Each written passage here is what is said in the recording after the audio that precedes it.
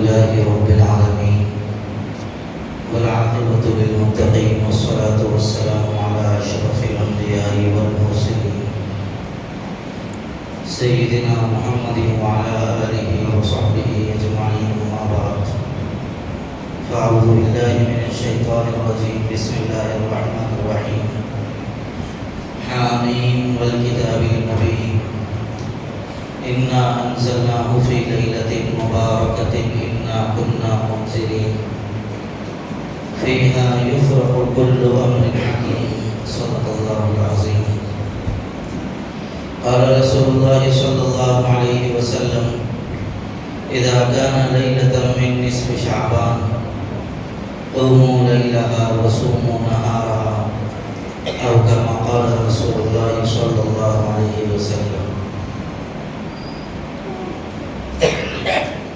قابل قدر معزز بزرگوں، نوجوان بھائیوں، پچھلے قومیں اور پچھلے زمانے کی جو امتیں تھیں ان کی عمریں بہت زیادہ تھیں اور اس امت کی عمر انتہائی کم ہے. صحابہ نے رسول اللہ صلی اللہ علیہ وسلم سے عرض کیا یا رسول اللہ ہماری عمریں بہت کم ہیں، اس لیے ہم پچھلے قوموں کے لوگوں سے پیچھے رہ جائیں گے، اور ان کی عمریں زیادہ تھیں اس لیے وہ ہم سے اعمال میں بڑھ جائیں گے. تو حضور صلی اللہ علیہ وسلم نے ان سے فرمایا تھا ان کی عمریں اگرچہ تم سے زیادہ تھیں لیکن اللہ تعالیٰ نے تمہارے کم عمل پر ثواب زیادہ رکھا ہے، اس لیے تم کم عمر رکھ کر بھی ثواب اور فضیلت میں ان سے آگے بڑھ جاؤ گے. جیسے مثال کے طور پر نفل نماز کا ثواب رمضان المبارک کے اندر فرض کے برابر ہو جاتا ہے، اور ایک فرض نماز پڑھنے پر اللہ 70 فرضوں کے برابر اجر عطا فرماتے ہیں. لیلۃ القدر کی ایک رات میں عبادت کرنے پر اللہ تبارک و تعالیٰ 1000 مہینے عبادت کرنے کا ثواب عطا فرماتے ہیں. تو اللہ تبارک و تعالیٰ موقع سے وقفے سے چھوٹی چھوٹی عبادتوں پر زیادہ ثواب اس امت کو عطا فرماتے ہیں، اور اس امت کو اپنے سے قریب کرنے کے اللہ مواقع بار بار امت کو فراہم کرتے ہیں. رمضان کے ذریعے، ذی الحجہ کی شروع کی 10 راتوں کے ذریعے، لیلۃ القدر کے ذریعے، اور شعبان کی 15ویں رات یعنی شب برات کے ذریعے. شب برات یہ بہت ہی عظیم الشان رات ہے. شب برات کو برات اسی لیے کہتے ہیں کہ اس رات میں اللہ تبارک و تعالی بندوں کو گناہوں سے دور فرما دیتے ہیں، بندوں کی بخشش کے فیصلے فرماتے ہیں. لہذا اس رات کو بڑی اہمیت اور عظمت کے ساتھ دیکھنے کی ضرورت ہے.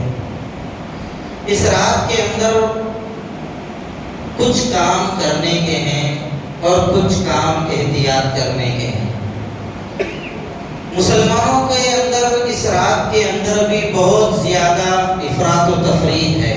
کوئی آگے بڑھ رہا ہے تو اتنا آگے بڑھ جاتا ہے جو دین میں نہیں ہے اس کو بھی ضروری سمجھنے لگتا ہے، اور کوئی ایسا بھی ہے جو دین کے اندر بات ثابت ہے اس کا انکار کرنے لگ جاتا ہے. جیسے شب برات کے بارے میں بھی بہت سارے لوگ یہ کہتے ہیں کہ یہ رات کی کوئی اصل نہیں ہے، یہ رات کی کوئی حقیقت نہیں ہے، شب برات تو رات کوئی چیز نہیں ہے. بھائی شب برات غلط. اچھا، شب برات کے بعد روزہ رکھنا وہ بھی غلط، یہ غلط وہ غلط، اسی میں مبتلا ہے. جبکہ حقیقت یہ ہے نہ یہ غلط نہ وہ غلط، تو غلط، اس لیے کہ صحیح علم تمہیں حاصل نہیں. اگر صحیح علم حاصل کرتے تو ایسی صورت کے اندر تم غلط فہمیوں میں نہ خود مبتلا ہوتے نہ دوسروں کو مبتلا کرتے۔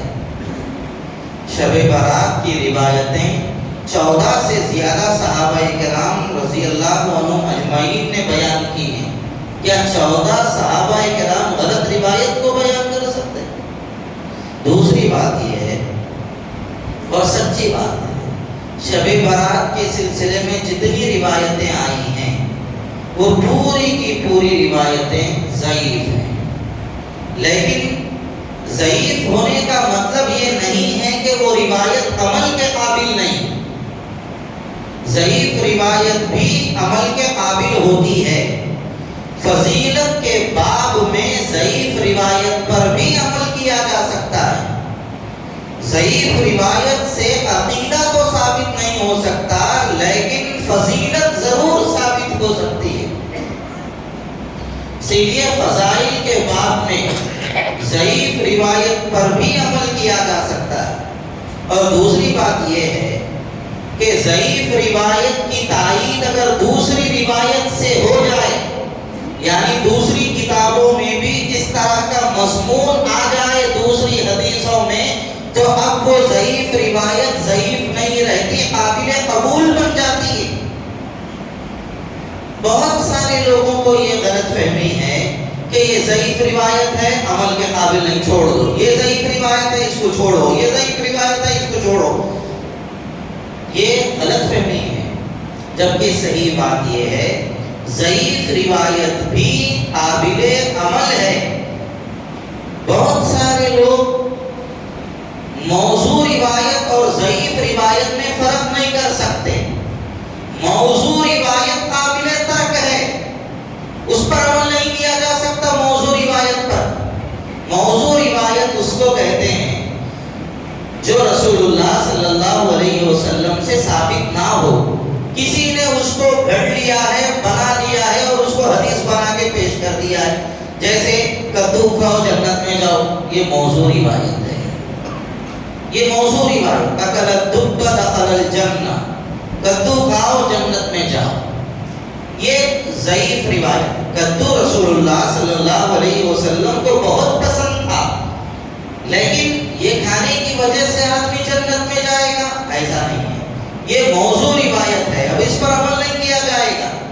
ضعیف روایت کا مطلب یہ ہوتا ہے وہ روایت رسول اللہ صلی اللہ علیہ وسلم سے ثابت ہے، لیکن روایت کرنے والا جو راوی ہے وہ کمزور ہے،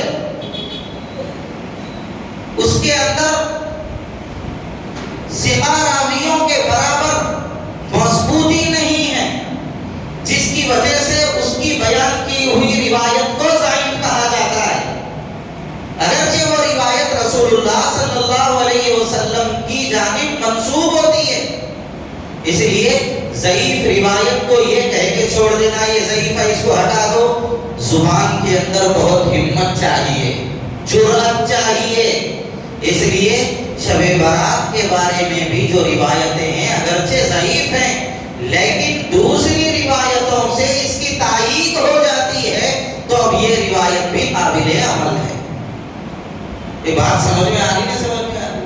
شب برات کے سلسلے میں بہت ساری غلط فہمیاں لوگوں کے اندر ہے، میں وہ عرض کرنا چاہ رہا ہوں بس آپ لوگوں کے ساتھ۔ ایک بات، دوسری بات یہ ہے شب برات یہ مغفرت والی رات ہے۔ اللہ تبارک و تعالیٰ اس رات میں بے شمار لوگوں کی مغفرت فرماتے ہیں، لیکن اس رات میں کچھ کام ایسے بھی لوگوں نے ضروری سمجھ لیے ہیں جو حقیقت میں ضروری نہیں۔ مثال کے طور پر شب برات ہو، شب قدر ہو، شب معراج کی یاد کی رات ہو، اس میں ہمارے پاس نمازوں کا ٹائم آگے بڑھا دیا جاتا ہے اور اس کو ضروری سمجھتے ہیں۔ ہر مسجد والے، ہمارے بھی مسجد والے آگے بڑھا دیتے اور اس کو ضروری سمجھتے ہیں۔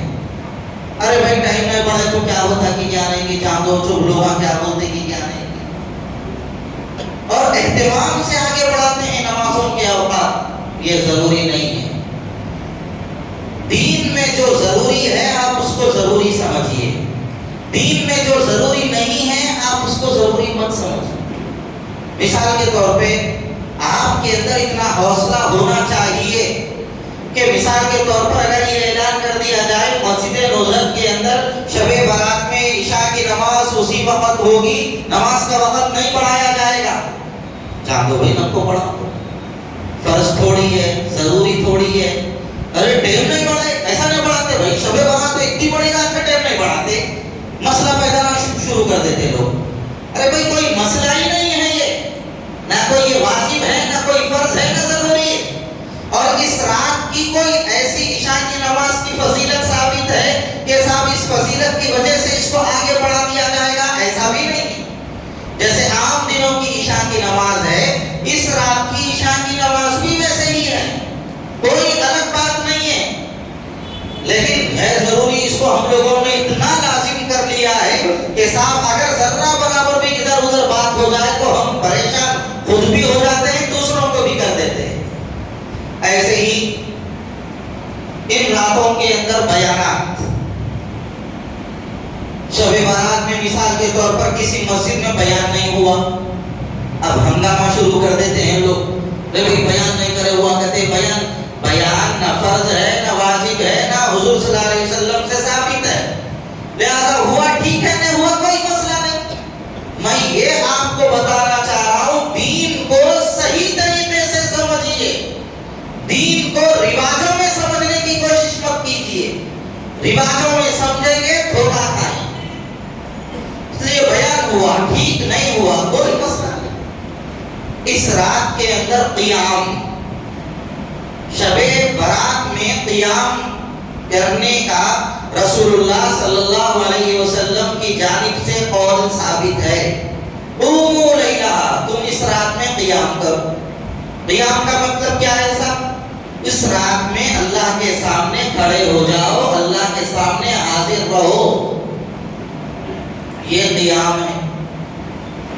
اب ہم لوگ کیا کرتے ہیں؟ عبادت تو نہیں کرتے، بیان ہو گیا، بیان میں بیٹھ گئے، 70% لوگ، میں یقین کے ساتھ کہہ رہا ہوں، جو لوگ بیان میں بیٹھتے ہیں 70% بیان ہونے کے بعد ہوٹلوں کو چلے جاتے ہیں، پھر اس کے بعد گھر کو آ گئے، گھر میں آنے کے بعد اب ان کو گھر کو گئے تو عبادت نام کی کوئی چیز ہی نہیں ہے، جبکہ حضور نے فرمایا اپنے گھروں کو قبرستان مت بناؤ، یہ حضور کی حدیث۔ کیا مطلب ہے اس کا؟ اس کا مطلب یہ ہے کہ گھر کے اندر بھی عبادت کرو، مردے جیسے ہی مرنے کے بعد وہ عبادت نہیں کرتا ہے، اس کو جیسے دفن کر دیا جاتا ہے ویسے ہی پڑا رہتا ہے، عبادت وغیرہ کچھ نہیں کرتا، اپنے گھروں کو بھی بے عبادت مت رکھو، یہ مطلب ہے رسول اللہ صلی اللہ علیہ وسلم کی حدیث کا۔ اور ہم لوگوں کا حال یہ ہے، ہم گھروں میں عبادت کرتے ہی نہیں، فجر کی نماز کو آ رہے ہیں، بہتر یہ ہے کہ گھر میں وضو کریں، گھر ہی میں 2 رکعت سنت پڑھیں، فرض نماز آ کے مسجد میں ادا کریں، ظہر کا معاملہ ہے، عصر کا معاملہ ہے، لیکن ہم لوگ گھر سے بھی آتے ہیں تو آ کے وضو یہاں پہ کرتے ہیں۔ حضور صلی اللہ علیہ وسلم کا معمول مبارک تھا، سرکار نوافل اور سنتیں اپنے گھر میں ادا فرماتے تھے، فرض نماز جماعت کے ساتھ مسجد میں ادا فرماتے تھے۔ ہم لوگوں کو اس کا اہتمام کرنا چاہیے۔ دیکھیے گھر میں اگر عبادت آدمی کرے گا تو گھر کے اندر بھی عبادت کا ماحول بنے گا، آپ کو دیکھ کر آپ کے بچے سیکھیں گے، آپ کی بیویاں عمل پر آئیں گی، گھر کے لوگ دین پر آئیں گے۔ ہم لوگ گھر میں عبادت کرتے ہی نہیں تو دین کی بات ہم کر بھی نہیں سکتے گھر کے اندر۔ اور کبھی کبھی ایسا ہوتا ہے کہ گھر کے اندر ہم کوئی کام یا کوئی عبادت کر رہے ہیں، اگر ہم سے غلطی ہو جائے تو ہمارے گھر میں کوئی جاننے والے ہیں، پہچاننے والے ہیں، تو ایسی صورت کے اندر وہ ہماری اصلاح کر دیں گے، ہماری اصلاح ہو جائے۔ مثال کے طور پہ چھوٹے چھوٹے بچے اس وقت مکاتب کو آ رہے ہیں، مسجدوں میں آ رہے ہیں، دینی تعلیم حاصل کر رہے ہیں، مسجدوں میں ان کو وضو کا طریقہ بتایا جا رہا ہے، تو اب وہ بچہ دیکھے گا گھر میں ہمارے ابا ایسا وضو کر رہے ہیں، تو وہ بچہ اگر والد صحیح وضو کر رہے ہیں تو والد سے وضو کرنا سیکھے گا، اگر وہ غلط وضو کر رہا ہے تو بچہ ٹوکے گا کہ بھائی آپ وضو کے اندر یہ کام غلط کر رہے ہو۔ جیسے مثال کے طور پہ ہمارے پاس بہت سارے لوگوں کی عادت بنی ہوئی رہتی ہے، وضو کرتے وقت ہاتھ دھونے کے بعد پانی چڑھاتے ہیں، ایسا ایسا ایسا 3 بار کرتے ہیں، یہ ہاتھ کو بھی 3 بار، جب تک ایسا کرے نہیں وضو ہوتا ہی نہیں سمجھتے وہ لوگ، وضو صحیح ہوتا ہی نہیں سمجھتے۔ کیا جاتا تھا، پہلے زمانے میں پانی کی قلت تھی تو ایک چلو پانی لے کر ایسا کرنے سے وہ پانی ہاتھ پر آ جاتا تھا، تو ایسا ہاتھ سے پھیر لیا جاتا تھا، تو اس لیے وہ ایسا کرنے کا ہے طریقہ۔ لیکن ہم لوگوں نے اس کو وضو کا حصہ بنا لیا، یوں یوں یوں جب تک نہیں کرے یہ ہاتھ کو 3 بار ایسا نہیں کرے وضو ہوتا ہی نہیں۔ یہ ہمارے ذہنوں میں اکثر لوگ مسا غلط کرتے ہیں۔ مسا کرتے وقت صاحب ہاتھ بھگا لے کے پہلے جو ہے نا ہونٹوں کو بوسا لیتے ہیں، پھر آنکھوں کو بوسا لیتے ہیں، پھر سر کا مسا کرتے ہیں۔ غلط ہے یہ مسا کرنا، ہاتھ کچے کرو، سیدھے سر کا مسا کرو۔ تو کئی چیزیں ہمارے اندر غلط ہیں۔ اب لوگ اب وضو خانے کے اندر آپ کو ٹوک دیا جائے تو لوگ یہ سمجھے کہ ارے بھائی کہیں کو ٹوکنا، ان کو نہیں بولتے، نہیں بولنے کے نتیجے میں 50 سال سے وضو کر رہے ہیں اور اب تک غلط کر رہے ہیں۔ اور اگر گھر میں کوئی جاننے والا ہے اور آپ گھر میں وضو کریں گے تو بچی بولے گی ابا آپ صحیح وضو نہیں کر رہے، ایسا غلط طریقہ ہے۔ بچہ بولے گا ابا جان آپ یہ غلط طریقے سے وضو کر رہے ہیں۔ گھر میں ہماری اصلاح بھی ہو سکتی ہے، اس لیے گھر میں عبادت کا ماحول بنائیے۔ شب برات میں عبادت گھر میں کیجیے جتنا زیادہ ہو سکے۔ شب برات میں قیام کرنے کا ایک مطلب لوگوں نے یہ بھی سمجھ لیا ہے، مسجد میں جماعت کے ساتھ نفل نمازیں پڑھی جائیں۔ جیسے صلاۃ التسبیح ہے، ہم لوگوں نے اس نماز کو جگنی کی رات کی نماز بنا رکھا ہے۔ صلاۃ التسبیح کب یاد آتی صاحب ہمارے کو؟ جاگنے کی راتوں میں یاد آتی، جبکہ حضور نے فرمایا صلاۃ التسبیح روز پڑھو۔ روز نہیں پڑھ سکتے، ہفتے میں 1 مرتبہ پڑھو۔ ہفتے میں 1 مرتبہ نہیں پڑھ سکتے، مہینے میں 1 مرتبہ پڑھو۔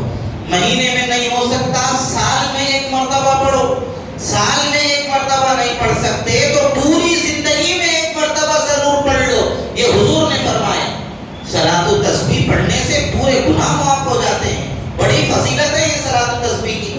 لیکن اب لوگ یہ سمجھتے ہیں صلاۃ التسبیح مسجد میں ہونا، وہ بھی امام صاحب پڑھانا، جماعت کے ساتھ ہونا۔ یاد رکھیے جماعت کے ساتھ نفل نماز احناف کے نزدیک درست نہیں ہے۔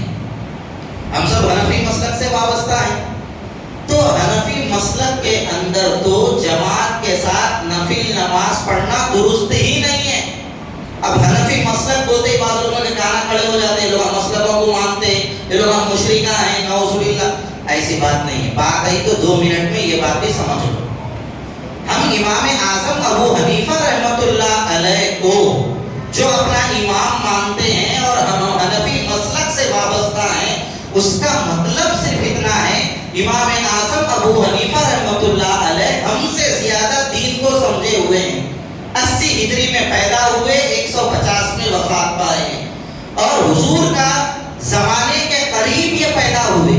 صحابہ سے ان کی ملاقاتیں ہوئی ہیں، صحابہ سے انہوں نے دین کو سمجھا ہے، اس لیے ہم ان کو اپنا بڑا مانتے ہیں اور ان کی بات پر ہم عمل کر لیتے ہیں۔ اب کوئی امام شافعی کو مانے، کوئی امام احمد ابن حنبل کو مانے، حرم کے تمام علماء اور ائمہ امام احمد ابن حنبل کو مانتے ہیں، اور کوئی امام مالک رحمۃ اللہ علیہ کو مانتے ہیں۔ کسی بھی امام کو آپ مانیے، مان سکتے ہیں، گنجائش ہے۔ امام کو ماننا یہ شرک نہیں ہے، غلط نہیں ہے۔ ہم صرف اتنا کہہ کر امام کو مانتے ہیں کہ یہ دین میں ہم سے آگے ہیں اور یہ ہم سے زیادہ کتاب و سنت کو سمجھے ہوئے ہیں، بس اتنی ہی بات ہے۔ بعض لوگ کہتے ہیں یہ 4 امام کو ہی کو مان رہے، بخاری پڑھو، بخاری میں ہے نا۔ ارے بھائی بات سمجھیں، بخاری آپ پڑھ رہے ہیں، بخاری کی حدیثوں پہ آپ عمل کر رہے ہیں، کیا بخاری شریف اللہ کے رسول نے اپنے ہاتھوں سے لکھی ہے؟ بخاری شریف بھی امام بخاری نے لکھی ہے، وہ بھی ایک آدمی ہے، وہ بھی امام بخاری ہیں۔ آپ چاروں اماموں کو برا بول رہے ہیں اور امام بخاری کو مان رہے ہیں، ادھر سے نکلے ادھر اٹکے، اتنی ہی بات ہے۔ لہذا جو اماموں کو مانتے ہیں ان کو برا بولنا اور خود کسی امام کی تقلید کر لینا، یہ کون سی عقل مندی کی بات ہے؟ یاد رکھیے آپ یہ بات، اس زمانے میں کوئی بھی تقلید کے بغیر آگے نہیں بڑھ سکتا۔ کسی نہ کسی عالم کی بات کو اس کو ماننا پڑے گا۔ جب وہ بات کو مان لیا ان کی، آپ کو بخاری پر اعتماد ہے، آپ بخاری شریف کی حدیث پر عمل کر رہے ہیں، تو آپ امام بخاری کے ماننے والے ہو گئے۔ تو لہذا ماننے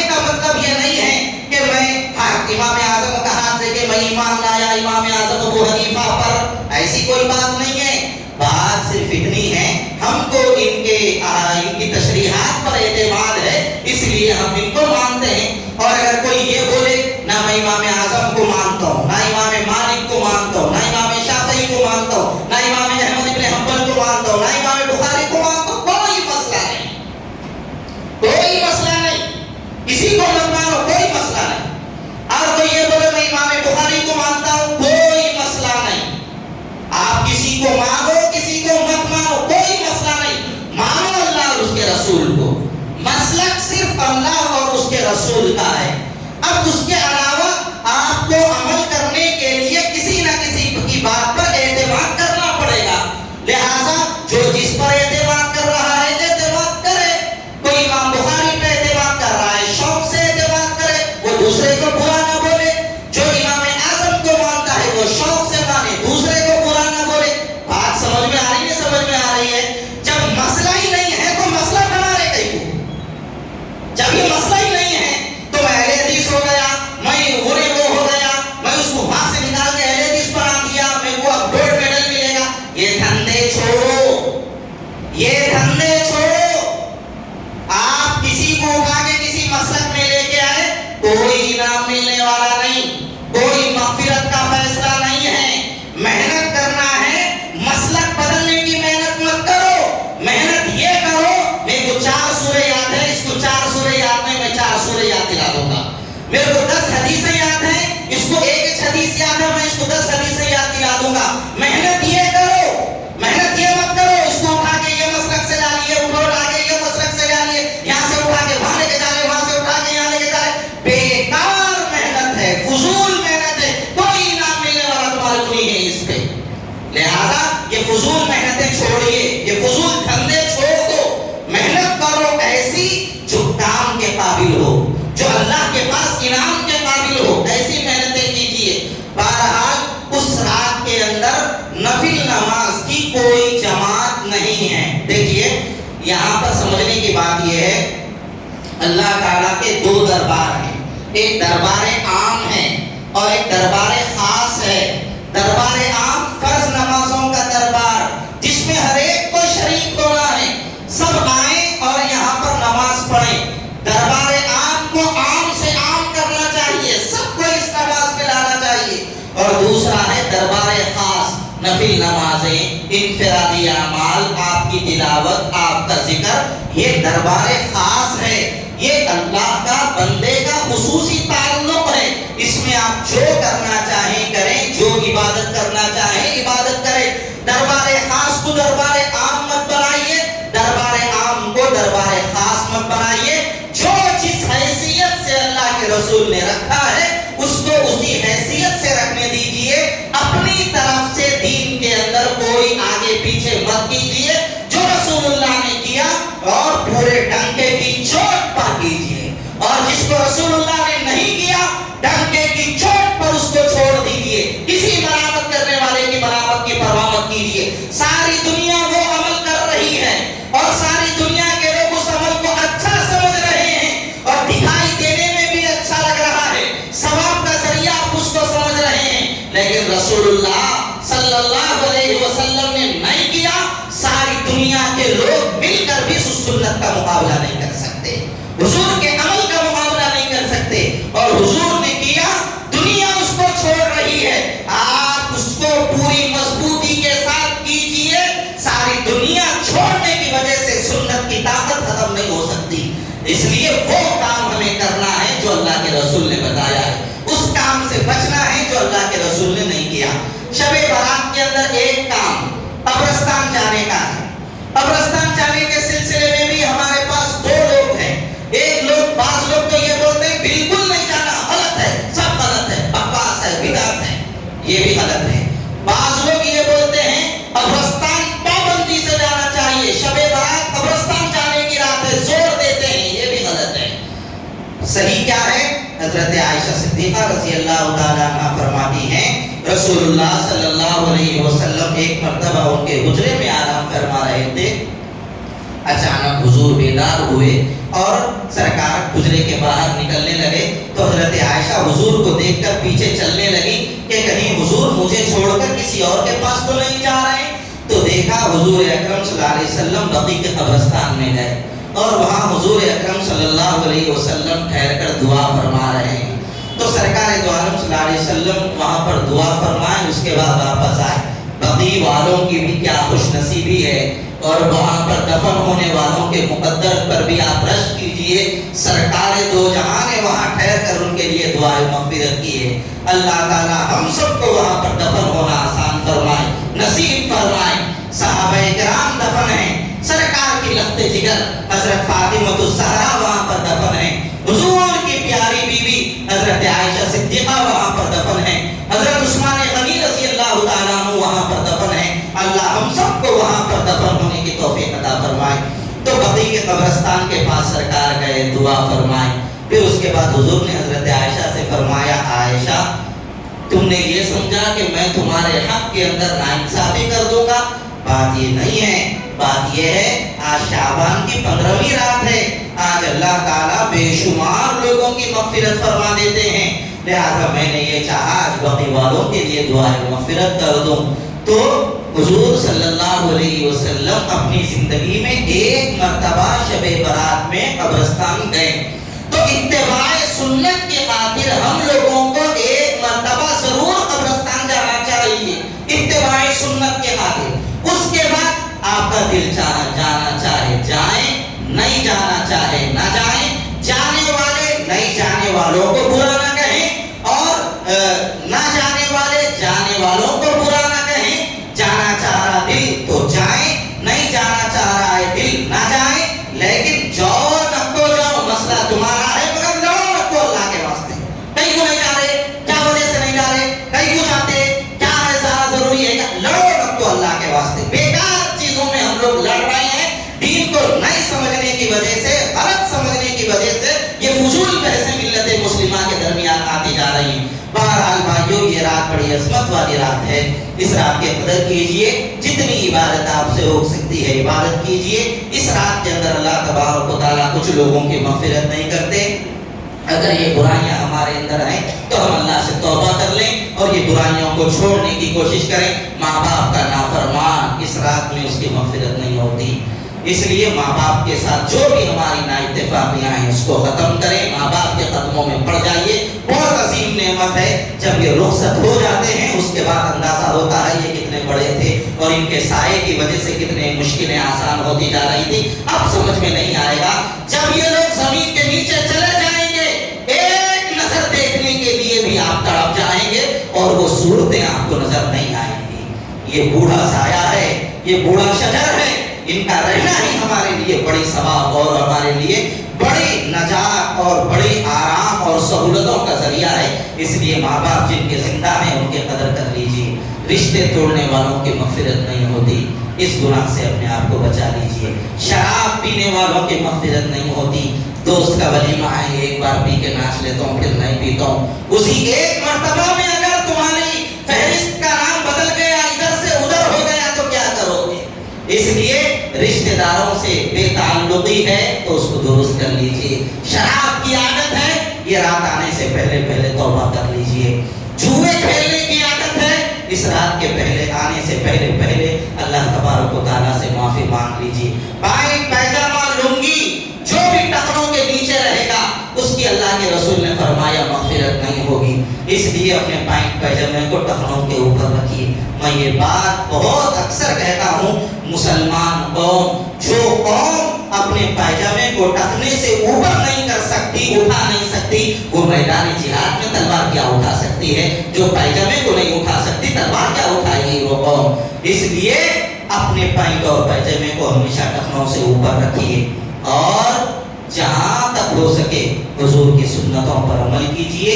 ظلم کرنے والے کی رات میں مغفرت نہیں ہوتی, ناپ تول میں کمی کرنے والے کی آج کی رات میں مغفرت نہیں ہوتی, دلوں میں کینہ رکھنے والوں کی مغفرت نہیں ہوتی. انہیں برا, انہیں برا, انہیں برا, انہیں برا, انہیں برا. ارے بھائی اتنے برے تیرے دل کے اندر ہے تو تیرا دل کتنا برا ہے؟